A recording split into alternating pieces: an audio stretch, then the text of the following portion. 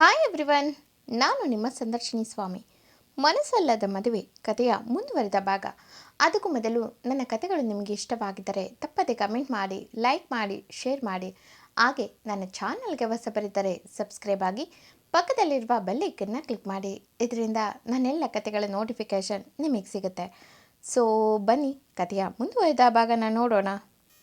Episode 98. ಇಂದಿನ ಸಂಚಿಕೆಯಲ್ಲಿ ಆದ್ಯ ಬಳಿ ಜಾಕ್ಸನ್ ಅವ್ರ ಬಗ್ಗೆ ಹೇಳ್ತಿದ್ದ. ಆ್ಯಕ್ಚುಲಿ ಅದು ಅವ್ರದ್ದೇ ಅಂತ ನನಗೆ ಗೊತ್ತಾಗಿದೆ ಮರುದಿನ ಬೆಳಗ್ಗೆ. ಅವರು ನಗುತ್ತಾ ನಿನ್ನ ಹೆಸರೇನು ಅಂದರು. ನಾನು ಆದಿನಾಥ್ ಅಂದೆ. ಅವರು ಹೋ, ಎಲ್ಲಿ ಅವನು? ಯು ಆರ್ ಫ್ರಮ್ ಎಂದರು. ಇಂಡಿಯಾ ಅಂದೆ. ಅವರು ಖುಷಿಯಾಗಿ ಮಾತಾಡ್ಸಿದ್ರು. ಅದೊಂದು ಭೇಟಿ ನನ್ನ ಬದುಕಿನ ದಿಕ್ಕನ್ನೇ ಬದಲಿಸಿತು. ಮುಂದೆ ನೆಕ್ಸ್ಟ್ ಡೇ ನಾನು ಮಾರ್ಷಲ್ ಸ್ಕೂಲ್ಗೆ ಹೋದಾಗ ಅಲ್ಲಿ ನನ್ನ ಮಾತಾಡಿಸಿದ್ದು 10-11 ವರ್ಷದ ಹುಡುಗಿ. ನನಗೆ ಪರಿಚಯನೇ ಇಲ್ಲ, ಬಟ್ ಅವಳು ಸ್ವೀಟ್ ತಂದು ಬಾಯಿಗೆ ತುರುಕಿ ಆದಿನಾಥ್ ಅಲ್ವಾ ಅಂದ್ಲು. ನಾನು ಎಂದು ಕತ್ತಾಡಿಸ್ದೆ. ಅವಳು ಸ್ವಲ್ಪ ಯೋಚಿಸಿ ನಿನ್ನ ಆದಿ ಅಂತೀನಿ, ಚೆನ್ನಾಗಿರುತ್ತೆ ಬಾ ಎಂದು ಭುಜ ಬಳಸಿ ಕರ್ಕೊಂಡೋಗಿ ಡ್ಯಾಡಿ ಎಂದು ಜಾಕ್ಸನ್ ಅಂಕಲ್ ಮುಂದೆ ನಿಲ್ಲಿಸಿ ಹೇಗೆ ನಾನು ಆ ದಿನ ಪರಿಚಯ ಮಾಡಿಕೊಂಡೆ ಎಂದಳು ಜಂಬದಲ್ಲಿ. ಜಾಕ್ಸನ್ ಅವರು ಆದಿ, ಶಿವ್ ನನ್ನ ಮಗಳು ಸೋಫಿಯಾ ಎಂದರು. ನಾನು ಭಾರತ ನಗುಚಲ್ಲಿ ಸುಮ್ಮನಾದೆ. ಬಟ್ ಸೋಫಿಯಾ ಡ್ಯಾಡಿ ನಮ್ಮ ಮನೆಗೆ ಕರ್ಕೊಂಡು ಹೋಗೋಣ ಎಂದಳು. ನಾನು ಒಪ್ಪಿಲ್ಲ. ಅವಳು ಏನು ಬರಲ್ಲ ಅಂತಿದ್ಯಾ? ನಾನು ಕರೀತಿದ್ದೀನಿ, ನೀನು ಬರಬೇಕು, ಇದು ಸೋಫಿಯಾ ಆರ್ಡರ್ ಎಂದಳು. ನಾನು ಇಲ್ಲ ಎಂದೆ. ಆಗ ಮೈಕಲ್ ಸರ್ ಇವರೇ ಈ ಸ್ಕೂಲ್ಗೆ ಮಾಸ್ಟರ್, ಸೊ ಹೋಗು, ಪರ್ಸ್ನಲ್ ಆಗಿ ಟ್ರೈನಿಂಗ್ ಸಿಗುತ್ತೆ ಎಂದರು. ಆಗ ನಾನು ಸ್ಕೂಲ್ಗೆ ಹೋಗಬೇಕು ಅಂದೆ. ಸೋಫಿಯಾ ಅದು ಇರುತ್ತೆ ಬಾ ಎಂದು ಅವತ್ತು ನನ್ನ ಅವ್ರ ಮನೆಗೆ ಕರ್ಕೊಂಡು ಹೋಗಿತು ಎಂದವನ ಕಣ್ಣು ತುಂಬಿತು. ಆದ್ಯ ಖಾಲಿಯಾದ ತಟ್ಟೆಗೆ ಮತ್ತೆ ಊಟ ಬಡಿಸಿ ಅವನ ಮುಂದೆ ತಾನು ತುತ್ತಿಡಿದ್ಲು. ಆದಿ, ನೀನು ಊಟ ಮಾಡು ಎಂದ. ಆದ್ಯ, ಸಾಕು, ನೀನು ಊಟ ಮಾಡಿಲ್ಲ ಅಲ್ವಾ, ಮಾಡು ಎಂದಳು. ಆದಿ ಊಟ ತಿಂದು ಆದ್ಯ ಮಡಿಲಿಗೆ ಮಲಗ್ದ. ಆದ್ಯ ಸೆಕೆಂಡ್ ಟೈಮ್ ಹೀಗೆ ಹುಡುಗ ಎಮೋಷ್ನಲ್ ಆಗಿರೋದನ್ನು ನೋಡ್ತಿರೋದು. ಆದಿ ತನ್ನ ಪಾಸ್ನ ಮುಂದುವರಿಸುತ್ತಾ, ಅಲ್ಲಿಂದ ನಾನು ಅವ್ರ ಮನೆಯಲ್ಲಿ ಒಬ್ಬ ಆದೆ ಆದ್ಯ. ನಮ್ಮಮ್ಮನಿಗೆ ನಾವಲ್ಲಿರೋದು ಗೊತ್ತೇ ಇರಲಿಲ್ಲ. ಎಲ್ಲ ಜಾಕ್ಸನ್ ಅಂಕಲ್ ನೋಡ್ಕೊಳ್ತಿದ್ರು. ನಿನಗೆ ಗೊತ್ತಾ, ಸೋಫಿಯಾಗೆ ಅವಳಜ್ಜಿ ಪುರಾಣದ ಕಥೆಗಳನ್ನು ಹೇಳಿ ಹೇಳಿ ಇವಳು ತುಂಬ ಇಷ್ಟಪಡುವ ಕ್ಯಾರೆಕ್ಟರ್ ಅಂದರೆ ಅದು ಭೀಷ್ಮ ಅವರನ್ನು. ಯಾವಾಗಲೂ ನನಗೆ ನೀನು ಭೀಷ್ಮ ಆಗಬೇಕು ಆದಿ, ನೀನು ಎಲ್ಲವನ್ನ ಸಂಭಾಳಿಸ್ಬೇಕು, ಎಲ್ಲವನ್ನ ಗೆಲ್ಲಬೇಕು, ನಿನ್ನ ನೋಡಿ ರೆಸ್ಪೆಕ್ಟ್ ಜೊತೆಗೆ ಭಯ ಕೂಡ ಇರಬೇಕು ಎಂದು ಯಾವಾಗಲೂ ಗೈಡ್ ಮಾಡ್ತಿರೋಳು.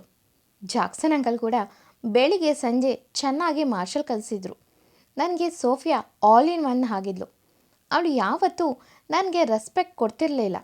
ಇಬ್ಬರು ಕಿತ್ತಾಡೋದೇ ಆಗೋದು.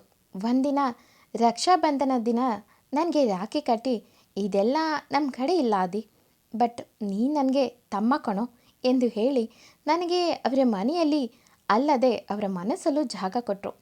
ಅವತ್ತಿಂದ ಸೋಫಿಯಾ ನನಗೆ ಅಮ್ಮ, ಅಕ್ಕ, ಗುರು ಎಲ್ಲ ಆದ್ಲು. ಆದರೆ ನನ್ನ ಅವಳ ಮಧ್ಯೆ ಒಳ್ಳೆ ಬಾಂಡಿಂಗ್ ಇತ್ತು. ಇಬ್ಬರು ತುಂಬ ಕಿಚಾಯಿಸೋದು ಮಾಡಿವು. ನನಗಾಗಿ ಅವಳು ಮನೇಲಿ ಕರ್ನಾಟಕದ ಹಬ್ಬಗಳ ಅಡುಗೆನ ಮಾಡೋಳು. ನಾನು ಅಷ್ಟೇ, ಯಾರಾದರೂ ಅವಳ ಬಗ್ಗೆ ಮಾತಾಡಿದ್ರೆ ಬಿಡ್ತಿರ್ಲಿಲ್ಲ. ಇಬ್ಬರು ತುಂಬ ಸಮಯ ಮಾರ್ಷಲ್ನ ಪ್ರಾಕ್ಟೀಸ್ ಮಾಡ್ತಿದ್ದೋ. ಹೇಗೆ ಅಂದರೆ ಎಲ್ಲ ಸಂಬಂಧಕ್ಕೂ ಮೀರಿದ ಬಂಧ ನಮ್ಮಿಬ್ಬರಲ್ಲೂ ಇತ್ತು. ಆದರೆ ಒಂದಿನ ನಮ್ಮ ಆ ಖುಷಿಗೂ ಕುತ್ತು ಬಂತು. ನಾನು ಅವತ್ತು ಕಾಲೇಜ್ ಮುಗಿಸಿ ಮನೆಗೆ ಬಂದಾಗ ನಾನು ನೋಡಿದ್ದು ನೆನಪಿಸ್ಕೊಂಡ್ರೆ ಶಿವತ್ತಿಗೂ ಕೋಪ ತರುತ್ತೆ ಆದ್ಯ ಎಂದವನ ಕಣ್ಣೀರು ಆದ್ಯ ಕೈ ಸೋಕಿತು. ನಮ್ಮ ಮಾರ್ಷಲ್ ಸ್ಕೂಲ್ನ ದುಡ್ಡಿರುವ ಶ್ರೀಮಂತ ನಾಯಿಗಳು ಸೋಫಿಯಾನ ಬಲಾತ್ಕಾರ ಮಾಡ್ತಿದ್ರು ಎಂದವನು ಬೆಡ್ನ ಗಟ್ಟಿಯಾಗಿಡ್ತಿದ್ದ. ನಾನು ಡೋರ್ ಹೊಡೆಯೋಕೆ ಕಷ್ಟಪಟ್ಟು ಸೋಫಿಯಾ ಎಂದು ಕಿರ್ಚಿದ್ರು ಯಾರೂ ಕೇರ್ ಮಾಡಲಿಲ್ಲ. ಫಸ್ಟ್ ಟೈಮ್ ನನ್ನ ಬಾಯಿಂದ ಬಂದಿದ್ದು ಅಂದರೆ ಅಕ್ಕ ಎನ್ನುವ ಶಬ್ದ. ಅವಳು ರಾಖಿ ಕಟ್ಟಿ ಯಾವಾಗಲೂ ಅಕ್ಕ ಅಂತ ಕರೆಯೋ ಒಂದ್ಸಲ ಅನ್ನೋಳು. ನಾನು ಮನಸ್ಸಲ್ಲಿ ಆ ಪ್ರೀತಿ ಇದ್ದರೂ ಯಾವತ್ತೂ ಅದನ್ನು ಕರೆಯದೆ ನೀ ನನಗೆ ಅಕ್ಕನ ಅಂತ ಕಿಂಡಲ್ ಮಾಡುವೆ. ಆ ಒಂದು ಮಾತು ಅವಳ ಕಿವಿ ಮುಟ್ಟಿತ್ತು ಅನಿಸುತ್ತೆ. ಅವಳು ನನ್ನ ಕಡೆ ತಿರುಗಿ ಆದಿ ಸೇವ್ ಮೀ ಎಂದು ಕಿರ್ಚೋದು ನೋಡಿ ನನಗೇನು ಮಾಡಬೇಕು ಅನ್ನೋದು ಗೊತ್ತಾಗಲಿಲ್ಲ. ಮೈಂಡ್ ಫುಲ್ ಬ್ಲ್ಯಾಕ್ ಆಗಿತ್ತು. ನಾನು ಅವಾಗ ಇಷ್ಟು ಸ್ಟ್ರಾಂಗ್ ಇರಲಿಲ್ಲ ಆದ್ಯ. ಇದ್ದಿದ್ರೆ ಒಬ್ಬೊಬ್ಬರಿಗೂ ನರನಾಡಿನಲ್ಲೂ ರಕ್ತ ಬರ್ಸಿವೆ ಎಂದವನ ಅಲ್ಲು ಸೌಂಡ್ ಮಾಡಿತು. ಆದ್ಯ ಕಣ್ತುಂಬಿತು. ಯಾಕಂದರೆ ಅವತ್ತು ಕ್ಲಬ್ನಲ್ಲಿ ಬರೀ ಬ್ಯಾಡಾಗಿ ಟಚ್ ಮಾಡಿದ್ದಕ್ಕೆ ಹೆದರಿದ್ದ ತನ್ನನ್ನು ನೆನೆದು ಆ ಹುಡುಗಿ ಇನ್ನೆಷ್ಟು ನೋವು ಅನುಭವಿಸಿರ್ಬೇಕು ಎನಿಸಿ ಕಣ್ತುಂಬಿದ್ಲು. ಆದಿ ನಾನು ಜೋರಾಗಿ ಬಡಿಯೋದು ನೋಡಿ ಅವರು ಹಿಂದಿನ ಬಾಗಿಲಿನಿಂದ ಓಡೋದ್ರು. ನಾನು ಕಷ್ಟಪಟ್ಟು ಬಾಗಿಲು ತೆಗೆದು ಹೋಗಿ ನೋಡಿದ್ದು. ನನ್ನ ಜೀವನ ಕಟ್ತವಳು ರಕ್ತ ಸಿಕ್ತ ಮಡುವಿನಲ್ಲಿ ಮಲಗಿರೋದನ್ನು ನೋಡಿ ಬೆಡ್ಶೀಟ್ ಹೊದಿಸಿ ಹಾಸ್ಪಿಟಲ್ಗೆ ಎತ್ಕೊಂಡೋದೆ ಆದ್ಯ. ಅಲ್ಲಿ ಆ ಮಾರ್ಷಲ್ ಹೊಲಸು ನಾಯಿಗಳು ಇನ್ಫ್ಲುಯೆನ್ಸ್ನಿಂದ ಅವಳು ಹಾಗಾಗಿದ್ದು ನನ್ನಿಂದ ಅಂದರು. ಆ ಮಾತು ಕೇಳಿ ನಾನು ಇನ್ನೂ ಬದುಕಿದ್ದೀನ ಅನ್ನಿಸ್ತಿತ್ತು. ಆಗಿನ್ನೂ ನನಗೆ 16 ವರ್ಷ ಆದ್ಯಾ. ಆ ಥರ ವಿಷಯಗಳ ಬಗ್ಗೆ ನನಗೆ ಏನೂ ಗೊತ್ತಿರಲಿಲ್ಲ. ಅವ್ರು ಹೇಳಿದಾಗ ನಿಜಕ್ಕೂ ನನಗೇನು ಮಾಡಬೇಕು ಅನ್ನೋದು ಗೊತ್ತಾಗಲಿಲ್ಲ. ಸಂಬಂಧಿಗಳಿಗೆ ಬೆಲೆನೇ ಇಲ್ವಾ? ರಕ್ತ ಸಂಬಂಧವರು ಅಂದರೆ ಒಡಹುಟ್ಟಿದ ಅಕ್ಕ, ತಮ್ಮ, ತಂಗಿ ಅವರೇ ಆಗಿರ್ಬೇಕಾ?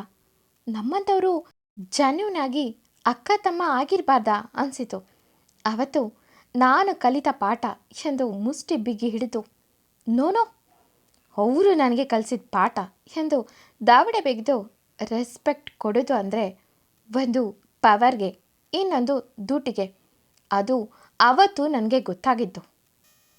ಆಗ ನಾನು ಜಾಕ್ಸನ್ ಅಂಕಲ್ಗೆ ಕಾಲ್ ಮಾಡಿ ನಡೆದ ವಿಷಯನ ಹೇಳಿದೆ. ಅವರು ಬರುವುದೊಳಗೆ ನಾನು ಪೊಲೀಸ್ ಸ್ಟೇಷನ್ನಲ್ಲಿದ್ದೆ. ಜಾಕ್ಸನ್ ಅಂಕಲ್ ಬರೋದು ಸ್ವಲ್ಪ ತಡವಾಗಿದ್ದರೂ ನನಗವತ್ತು ಪೊಲೀಸ್ ಏಟಿನ ರುಚಿ ತೋರಿಸಿರೋರು. ದುಡ್ಡು ತಗೊಂಡು ನನ್ನ ಆ ಕೇಸ್ನಲ್ಲಿ ಫಿಟ್ ಮಾಡಬೇಕು ಅಂದ್ಕೊಂಡಿದ್ರು. ಜಾಕ್ಸನ್ ಅಂಕಲ್ಗೆ ನಡೆದ ವಿಷಯ ಹೇಳಿದಾಗ ಅವರು ಮೊದಲು ನನ್ನ ಬಗ್ಗೆ ಯೋಚಿಸಿ ಅವರ ಇನ್ಫ್ಲುಯೆನ್ಸ್ನ ಬಳಸಿ ನನ್ನ ಹೊರಗೆ ಬಿಡಿಸ್ಕೊಂಡು ಬಂದರು. ಹಾಸ್ಪಿಟಲ್ನಲ್ಲಿ ನಾವು ಹೋಗಿ ನೋಡಿದ್ರೆ ಸೋಫಿಯಾ ಏನೂ ಮಾತಾಡದೆ ಮಂಕಾಗಿದ್ಲು. ಅವಳಿಗೆ ಶಾಕ್ ಆಗಿದೆ ಅಂದರು ಡಾಕ್ಟರ್. ಅಂಕಲ್, ಅವಳು ನನ್ನ ಮಗಳು, ಅಷ್ಟು ಈಸಿಯಾಗಿ ಸೋಲೋ ಹುಡುಗಿ ಅಲ್ಲ ಅಂತ ಬ್ಲಡ್ ಟೆಸ್ಟ್ ಮಾಡಿಸಿದ್ರು. ಆಗ ಗೊತ್ತಾಗಿದ್ದು ಬ್ಲಡ್ನಲ್ಲಿ ಡ್ರಗ್ ಇದೆ ಅಂತ. ಅಲ್ಲಿ ಏನು ನಡೀತು ಅನ್ನೋದು ನನಗೂ ಅಷ್ಟು ಗೊತ್ತಿಲ್ಲ. ಜಾಕ್ಸನ್ ಅಂಕಲ್ಗೆ ಇದ್ದೊಬ್ಬ ಮಗಳನ್ನು ಹೀಗೆ ಮಾಡಿದ್ರಲ್ಲ ಅನ್ನೋ ಕೋಪದಲ್ಲಿ ಹುಡುಕಿ ಹೋದರು. ಅವ್ರು ಯಾರೂ ಸಿಗಲಿಲ್ಲ. ಪೊಲೀಸ್ನವರು ದೇಶ ಬಿಟ್ಟು ಕಳಿಸಿದ್ರು. ನನಗೆ ಆ ಪೊಲೀಸ್, ಆ ಹಾಸ್ಪಿಟಲ್ನವರ ಹಾಡಿದಂಥ ಮಾತುಗಳು ನನ್ನ ಎಷ್ಟು ಕೋಪ ತರಿಸಿತು ಅಂದರೆ ಅವ್ರು ಯಾರನ್ನು ಬಿಡಬಾರ್ದು ಅನ್ನಿಸಿತು. ಆವತ್ತೇ ನಾನೊಂದು ನಿರ್ಧಾರ ಮಾಡಿದೆ. ನಾನವತ್ತು ಇನ್ನೂ ಸ್ವಲ್ಪ ಸ್ಟ್ರಾಂಗ್ ಇದ್ದಿದ್ರೆ ಸೋಫಿಯಾಗೆ ಹಾಗಾಗ್ತಿರ್ಲಿಲ್ಲ ಅನಿಸಿತು. ಜಾಕ್ಸನ್ ಅಂಕಲ್ ಕೂಡ ನನ್ನ ರೋಷನ ನೋಡಿ, ನೀನು ನನ್ನ ಗುರಿನ ತಲುಪ್ತೀಯಾ? ನಿನಗೆ ನನ್ನ ಮಗಳು ಯಾವ ಸಂಬಂಧ ಕೊಟ್ಟಿದ್ಲು ಅಂತ ಗೊತ್ತಿಲ್ಲ ಅಲ್ವಾ? ಯಾವಾಗಲೂ ಅವಳು ನನ್ನ ಪುಟ್ಟ ಪಾಪು ಡ್ಯಾಡಿ, ನನಗೆ ಅವನು ಫ್ರೆಂಡ್, ಅಣ್ಣ, ತಮ್ಮ ಎಲ್ಲ ಅವನೇ ಅನ್ನುತ್ತಿದ್ಲು ಅಂದರು. ಅಷ್ಟು ದಿನ ಅರಿಸಿದ ಕಣ್ಣೀರು ಅವತ್ತು ನಿಂತು ಆದ್ಯ. ನಾನು ಜಾಕ್ಸನ್ ಅಂಕಲ್ ಹತ್ರ ನನಗೆ ಇಂಥವ್ರನ್ನ ಹೊಡೆದಾಕೋಕ್ಕೆ ಪವರ್ ಬೇಕು ಅಂಕಲ್ ಅಂದೆ. ಅಂಕಲ್, ಆಗ ನೀನು ಏನು ಕಲಿಬೇಕು ಅದನ್ನು ಕಲಿ, ನಾನು ಕಲಿಸ್ತೀನಿ. ಗುರಿ ಇದ್ದವನಿಗೆ ಗುರು ಯಾರಾದರೆ ಏನು?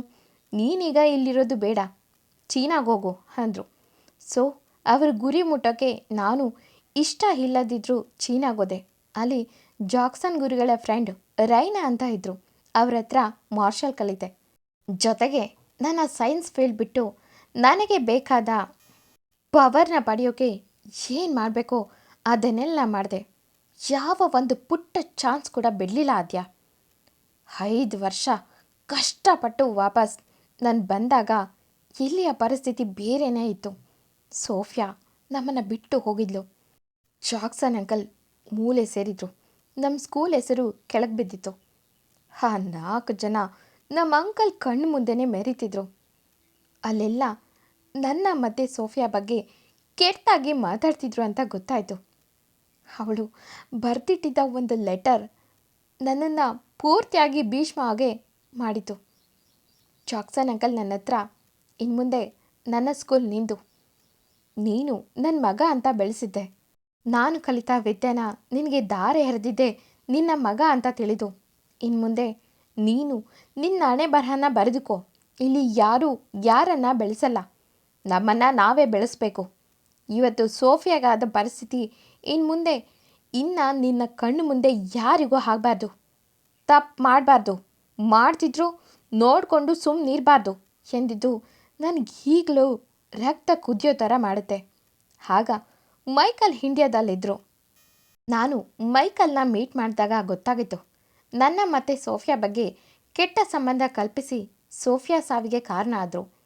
ಜಾಕ್ಸನ್ ಅಂಕಲ್ ಮೂಲೆ ಸೇರೋದಕ್ಕೆ ಅವರೇ ಕಾರಣ. ಜಾಕ್ಸನ್ ಮಗಳನ್ನು ಮಾರಾಟಕ್ಕೆ ಇಟ್ಟಿದ್ದಾರೆ ಎಂದಿದ್ದು ಎಲ್ಲ ಗೊತ್ತಾಯಿತು. ಅವತ್ತು ಅವರನ್ನೆಲ್ಲ ಮುಗಿಸೋ ಪ್ಲ್ಯಾನ್ ಮಾಡಿದೆ.